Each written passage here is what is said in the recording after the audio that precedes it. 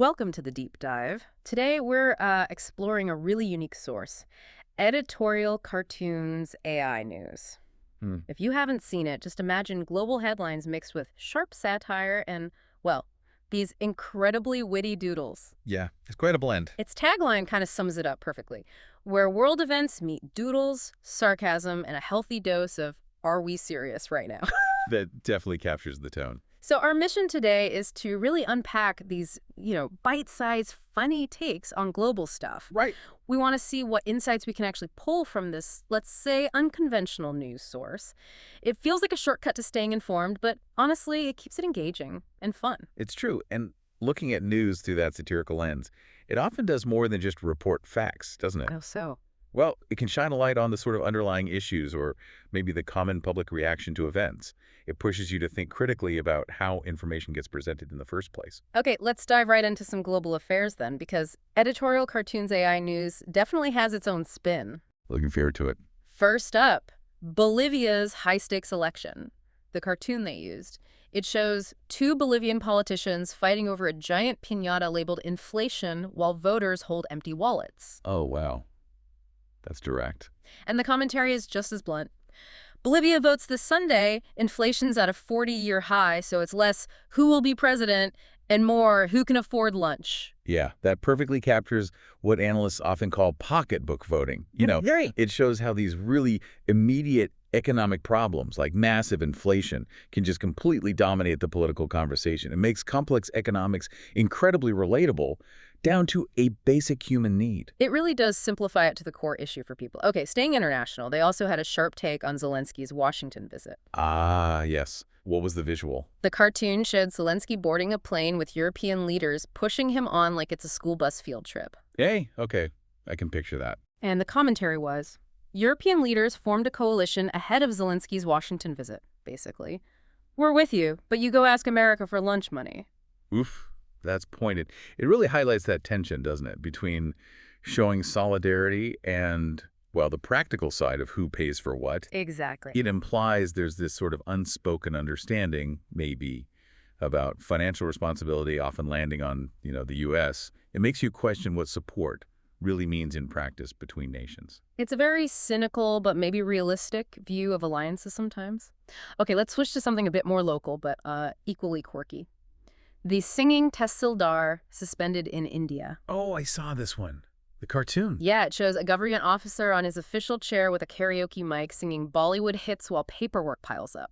Classic. Definitely memorable. And the commentary just goes for it. In India, a Tehsildar was suspended for singing on the job. Honestly, give the guy a raise. At least he was using his voice, unlike half of our politicians. Huh. Well, there's the social commentary, right? It's using humor as this kind of release valve for maybe public frustration with bureaucracy or, like the commentary says, perceived political silence. Yeah. That contrast between a civil servant, even if goofing off using his voice, and the critique of politicians not using theirs. Yeah. It's pretty sharp. Okay, so from politics, let's shift gears. How does this source handle things like natural events or just everyday life? Good question. What did they cover? Well, there's Hurricane Erin downgraded. The cartoon had a hurricane with boxing gloves getting downgraded from heavyweight to middleweight, still punching palm trees. Okay, visually interesting. And the commentary nails that feeling. Hurricane Erin went from Category 4 to 3. Meteorologists call that weaker, but if 125-mile-per-hour winds hit my house, I'm calling it bye-bye roof? Yes. That perfectly captures the gap, between the scientific term downgraded and the actual human experience. For someone in its path, weaker doesn't mean safe. It's a great reminder that objective classification isn't the same as subjective impact. Less severe is still severe. Absolutely.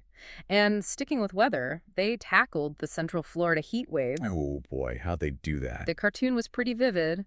Floridians frying eggs on the sidewalk while Mickey Mouse melts into a puddle. Yeah, classic Florida heat imagery. And the commentary.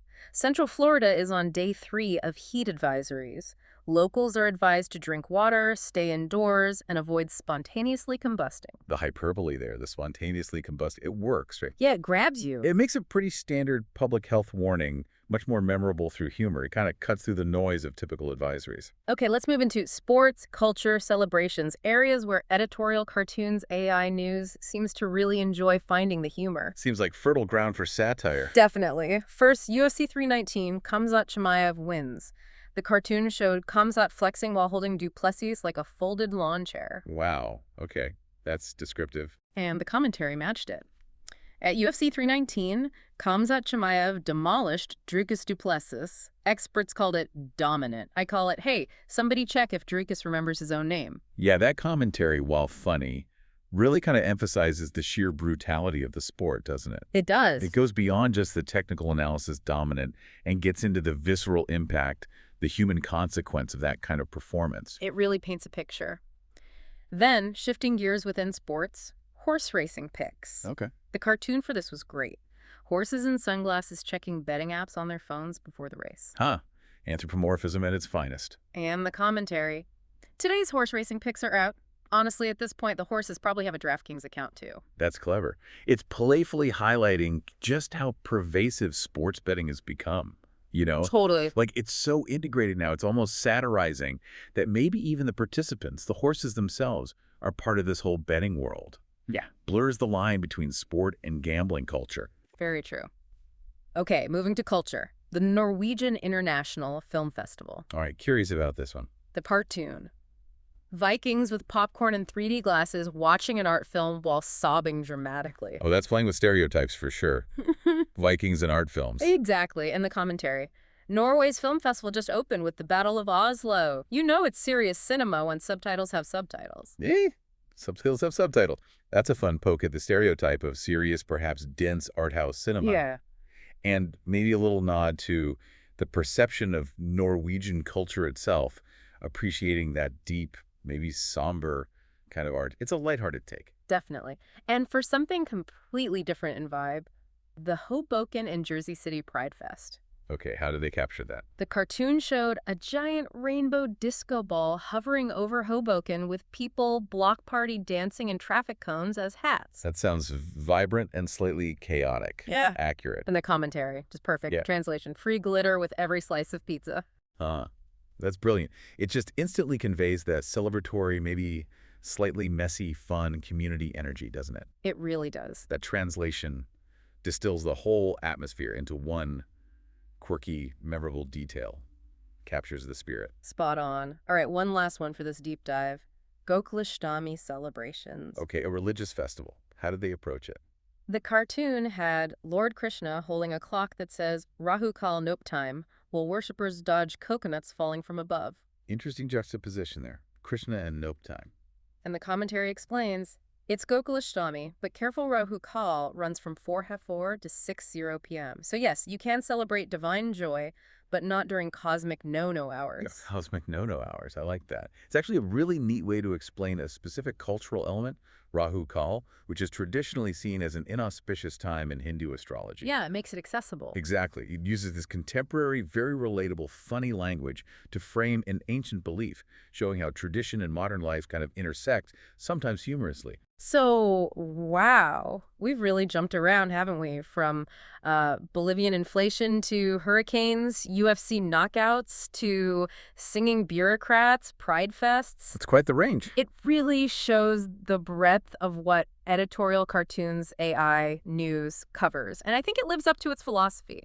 Life's messy, politics crazier, but at least editorial cartoons AI makes it funnier. It definitely does. And maybe that leaves us with a final thought for you, the listener, to consider. Go for it. How does this kind of humor and satire, the stuff we've just been talking about, actually help us process the, frankly, overwhelming amount of information out there? Is it just entertainment? Or is there more to it? Right. Or does it give us a genuinely unique, maybe more insightful lens for thinking critically, perhaps in a way that a straightforward news report just can't? That's a great question to ponder. Thank you for joining us on this really fascinating deep dive today. My pleasure. Maybe next time you're scrolling through news or media, take a second look at how humor is being used. It might be doing more work than you think.